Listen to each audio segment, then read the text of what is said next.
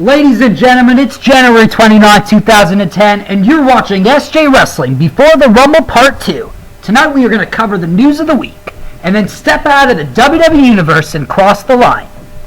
WWE News. Chris Jericho and Gregory Helms were arrested Wednesday morning in Kenton County, Kentucky around 5 a.m. They were arrested by the police after both men were charged with public intoxication. They were both bailed out after an hour after the arrest. Kenton County is close to Cincinnati, Ohio, and that is where WWE SmackDown was taped Tuesday night. Matt Hardy was among the group of people involved in Wednesday's incident. Witnesses told cops Hardy was in a taxi with Jericho Helms and several others. Helms struck 3 people, including 1 female. Witnesses say that Hardy took off on foot, and so did Helms, when a cab driver pulled over at a gas station and called 911. Helms came back to the scene and was arrested, but Hardy was gone for good. However, police are not pursuing any sort of action against Hardy. The female passenger decided not to file charges against Helms over the attack. Both Helms and Jericho were arrested for alcohol intoxication in a public place. Jim Ross posted on a blog on his website saying, TMZ is making a semi-big deal about the Jericho and Helms situation they found themselves in this week. Ross wrote, both these guys are great people, and no one should rush into judgment about the issue, especially since neither individual has addressed their side of this overblown story.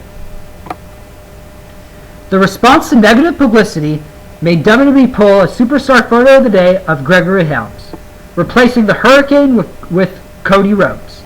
WWE forgot to remove the link beneath the photo, leading to Hurricane's bio when clicking on it.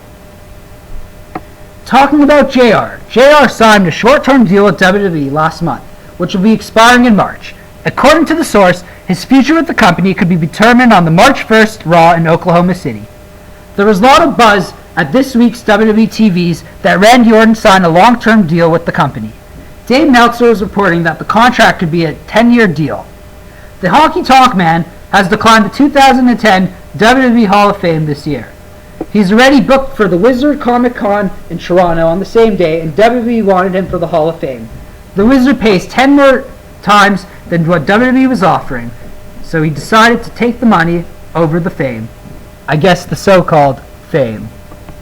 Last night's edition of Tuesday's nights on Sci-Fi did a 0.9 rating. I don't find this hard to believe because I do believe that the last week's ECW truly was one of the best ECWs we've seen recently. It had more wrestling in that 1 hour than TNA had in 2 hours. And up next, we are going to talk about TNA. We're going to talk about the changes in TNA, and we're going to talk about the Hogan and Bischoff regime.